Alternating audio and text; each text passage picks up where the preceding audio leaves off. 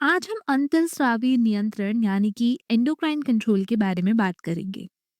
इसे समझने के लिए हमें दो मुख्य ग्रंथियों पर ध्यान देना होगा। पहला है हाइपोथैलेमस, जो मस्तिष्क के अग्रभाग यानी कि फोर ब्रेन में स्थित है। और दूसरा है पीयूष ग्रंथि, जो हाइपोथैलेमस के ठीक नीचे लटकती है। हाइपोथैलेमस मस्तिष्क और परिधीय तंत्र का तंत्र यानी कि पेरिफेरल नर्वस सिस्टम से संकेत प्राप्त करता है और इन संकेतों को पीयूष ग्रंथि तक पहुंचाता है। पीयूष ग्रंथि इन संकेतों को उपयोग करके अन्य अंतःस्रावी ग्रंथियों और पर्यावरण के प्रति हमारे शरीर की हार्मोनल प्रतिक्रिया को नियंत्रित करती है। तो पीयूष ग्रंथि के दो भाग होते हैं। पहला है अग्र पीयूष ग्रंथि यानी कि एंटीरियर पिट्यूटरी, जिसे हम अडीनो हाइपोफाइसिस भी बोलते हैं। और दूसरा है पश्च पीयूष ग्रंथि यानी कि पोस्टीरियर पिट्यूटरी, जिसे हम न्यूरो हाइपोफाइसिस भी कहते हैं। तो हाइपोथैलेमस इन दोनों भागों के साथ अलग अलग तरीकों से संपर्क करता है। आइए इन्हें विस्तार से समझते हैं। हाइपोथैलेमस अग्र पीयूष ग्रंथि के साथ संपर्क बनाता है और ये संपर्क हाइपोफिजियल पोर्टल प्रणाली यानी कि हाइपोफिजियल पोर्टल सिस्टम के माध्यम से होता है। ये एक केशिका तंत्र या मतलब कि कैपिलरी सिस्टम है, जो हाइपोथैलेमस और पीयूष ग्रंथि के बीच फैला होता है। हाइपोथैलेमस इस प्रणाली में हार्मोन छोड़ता है, जो अग्र पीयूष ग्रंथि तक पहुंचते हैं और उसे विशिष्ट हार्मोन छोड़ने का संकेत देते हैं। उदाहरण के तौर पे अगर हाइपोथैलेमस गोनाडोट्रोपिन रिलीजिंग हार्मोन यानी कि जीएनआरएच छोड़ता है, जो अग्र पीयूष ग्रंथि को फॉलिकल स्टिमुलेटिंग हार्मोन यानी कि एफएसएच और ल्यूटिनाइजिंग हार्मोन यानी कि एलएच छोड़ने का संकेत देता है।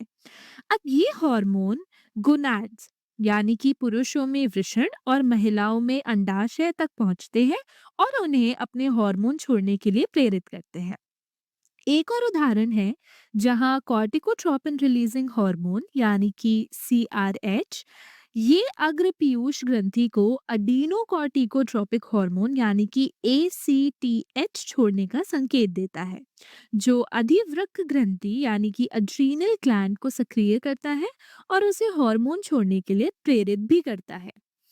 अब थायराइड रिलीजिंग हार्मोन यानी कि टीआरएच हाइपोथैलेमस से निकलता है और अग्र पीयूष ग्रंथि को थायराइड स्टिमुलेटिंग हार्मोन मतलब टीएसएच छोड़ने का संकेत देता है, जो थायराइड ग्रंथि को थायरॉक्सिन और ट्राई आइडोथायरोनिन छोड़ने के लिए प्रेरित करता है।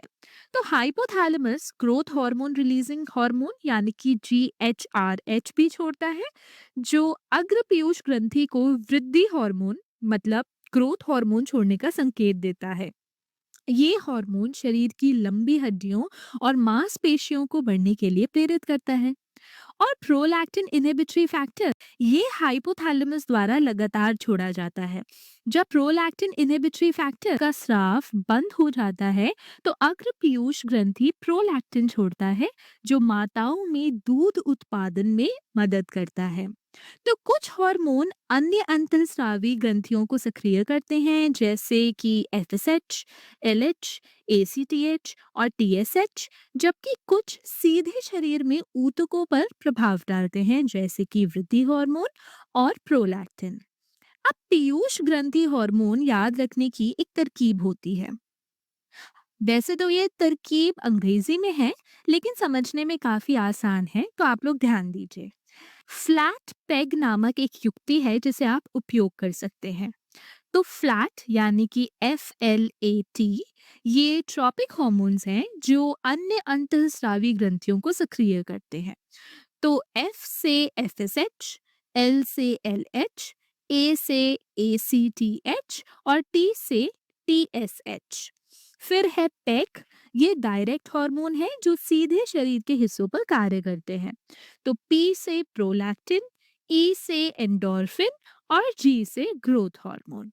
तो हो सकता है इस तरीके से आप आसानी से इन हार्मोन्स को याद कर सकें। अब हाइपोथैलेमस पश्च पीयूष ग्रंथि के साथ तंत्रिकाओं यानी कि नर्व्स के माध्यम से संपर्क करता है। ये तंत्रिकाएं पिट्यूटरी स्टॉक से गुजरती हैं। पश्च पीयूष ग्रंथि हार्मोन का उत्पादन बिल्कुल भी नहीं करते। ये केवल हाइपोथैलेमस द्वारा बनाए गए हार्मोन को संग्रहित यानी कि स्टोर करते हैं और जब आवश्यक हो तो उन्हें छोड़ते हैं। दो मुख्य हार्मोन जो पश्च पीयूष ग्रंथि से निकलते हैं वो है एडीएच यानी कि एंटी डायूरेटिक हार्मोन और दूसरा है ऑक्सीटोसिन। तो एडीएच यानी कि एंटी डायूरेटिक हार्मोन किडनी के संग्रहण नलिकाओं यानी कि कलेक्टिंग डक्ट्स पर कार्य करता है और शरीर में पानी को बनाए रखता है। और ऑक्सीटोसिन ये गर्भाशय के संकुचन यानी कि यूटेरिन कॉन्ट्रैक्शंस में मदद करता है।